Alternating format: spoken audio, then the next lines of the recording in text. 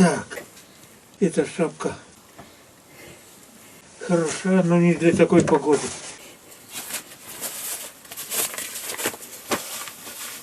Ну, это домой. Ага. И как раз Валерий Батькович у нас возвращается.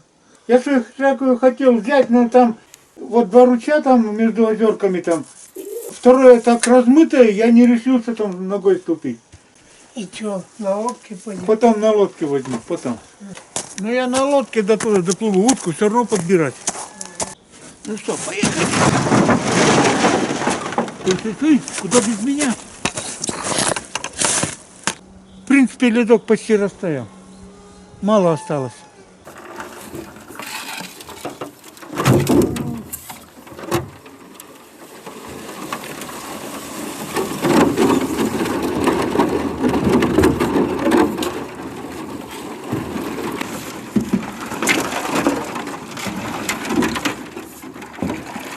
Ну, где ты там спряталась?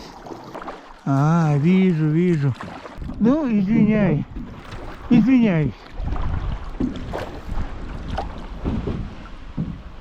Растепушил я тебя. Ну, первый смелый. Лодка пугает, поэтому лодку затаскиваем на берег и поглубже.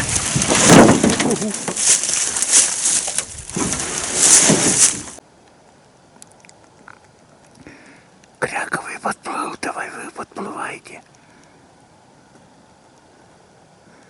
Парочка.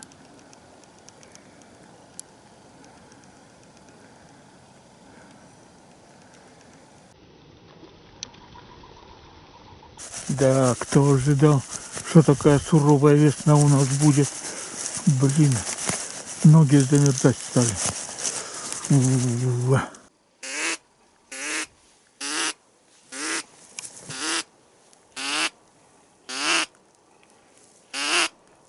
Да, пожалуй, надо было спальный мешок с собой взять. Кто знал, что такая суровая весна у нас будет. Реально. Я, конечно, понимаю, что к вечерним сумеркам, вечерние сумерки, они, может, погуще полетят. Но здоровье важнее. И еще одна причина, не надо аккумуляторы заряжать. На холоде быстро разряжается. Ну, здравствуй, избушка. Сейчас мы будем греться. Интересно, в 2017 году у нас снег в лесу до начала июня. Тудик. Ну, пошли. В этом году, надеюсь, так же не будет. Но Валерий Батькович первый на защитку свою уходит. Надеюсь, не замерзнем. С утра было минус 3,5. Не замерзнем. Энтузиаст. Ладно. Пойду вон по той. Ну, кругом снег. Практически нас. На всякий случай надо посмотреть, сколько же воды у нас осталось. Осталось. Ни хрена себе. 3,5. А по бокам вон сантиметра 3 замерзло. И сверху, ну, где-то 1,5 сантиметра. Ладно, бывает. Домой занесу. Ну что, давай в теплый домик. Ух ты! Гололед получился, скользко ходить. Ну, Валерий Батькович в новой засидке. Уток видел? Одну. Сижу в тишине. Возле ветки вижу, это утка плывет. Тут уже, около коряги. Близко. Раз, и за корягу спряталась. Я глядел. Сначала думал, она идет, там стволом держал, не появилась. Где-то тут возится. На корягу, скорее всего, вылезла. Дырка у меня есть, я по стволу смотрю, не вижу. Ну, немножко. Ну, в общем, вот тут вот поволновалась и пропала. Наверное, нырнула унырнула. Так что, как она появилась на коряге, так и обратно ушла втихаря. Издевается, понял. Количество магнитных помех. О, слушай, предел количества магнитных помех. Это что, он на камеру, что ли, так влияет? Это калибровка компаса. Ну, сейчас калибровкой попробуем. Камера, потом на лбу у тебя камера. Ну, если калибровку сейчас не пройдет, просто GPS у него там нарушится, а так пошел нафиг. Калибровка не удалась. Компот тебя калибровкой.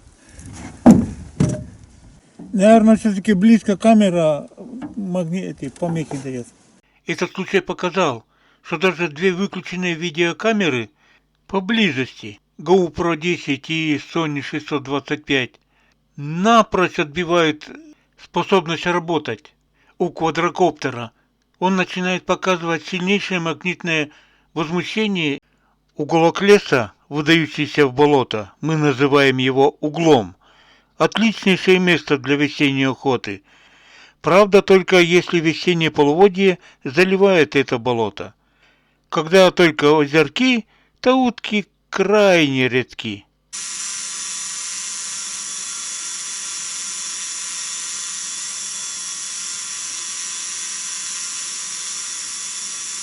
В конце апреля утки тучами летели у нас. Тепло было. А сейчас с морозами с началом охоты в мае холодно. И утки куда подевались? И пролетели и там, что ли, на севере остались? Или обратно улетели? Вопрос интересный. Утки практически исчезли. Валерий Батькович у меня пошел на угол посидеть тут недалеко. Ну, а я схожу в устье ручья, там идет, она протекает по болоту. Вода еще достаточно большая. Может, там какие-то утки остались. Так как кругом снег, абсолютно кругом. Иду на лыжах. Если дойти до болота, куда хочу, на лыжах, пешком. Вот не было печали, да черти накачали. Ручей с болота стекает, а он с ямами. Как-то надо обойти его. О, яма. Ух. И ладно. Лыжи мочить не будем пока. Шва. Шва.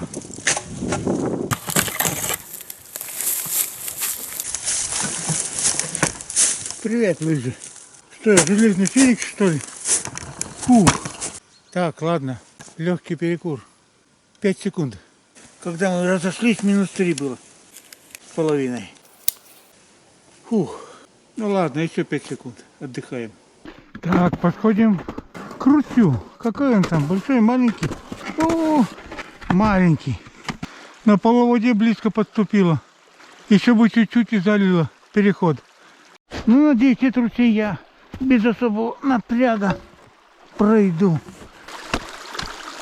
О, да там лед. О, дно-то во льду. Ну, нормально. Залитый половодьем лес весь во льду. Правильно сделал, что лодку оставил. Хрен бы я тут проехал. Так, а устье, надеюсь, без льда? Утки где-то должны сесть или не должны? Где утки? Русская народная пословица гласит, когда гора не идет к Магомету, Магомет идет к горе. Так, на лыжах сидеть хорошо. Лыжи тоже возьму. О, это что такое? Так, лодка на месте. И лед на месте. Ну, я бы сказал, вода средняя.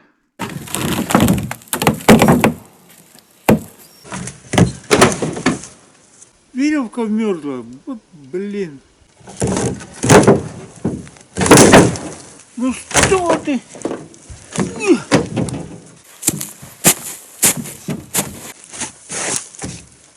Во, поехали. Ну что, сначала подготовим место. Ни хрена себе. Вау, блин, моя палка. Вот ледок. Однако, тут кувалда нужна. Если там лед весь такой, как я проеду?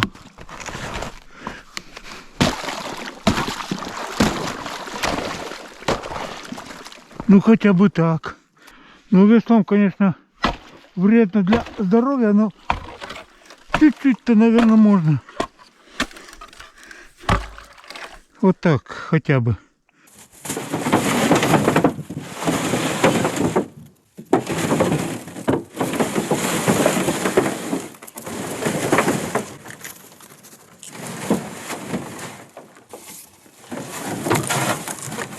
Ой, стоять. Ну, за родину. Не падать. Оу! Ну, как-то так. Ну что, поехали.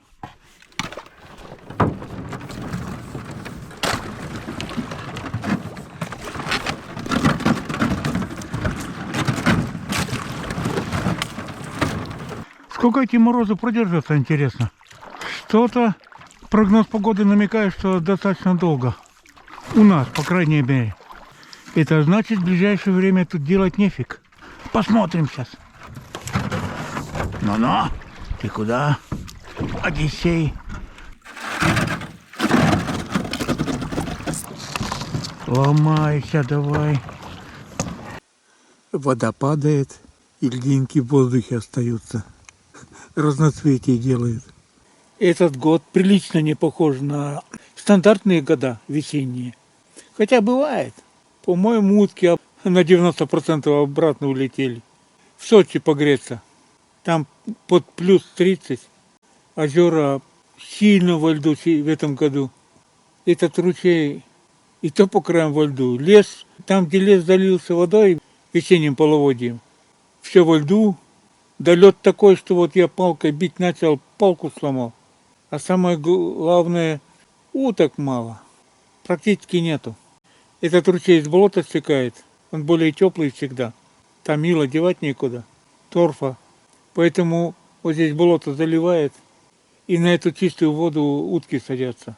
Где они? Нету. Хоть бы за километр какая-нибудь редиска взлетела. Нету. Эх, что тогда делать? Полежать, что ли? Анекдоты, что ли, себе порассказывать. Ну, для приличия полчаса посижу, а так потом поплыву обратно. Что тут делать?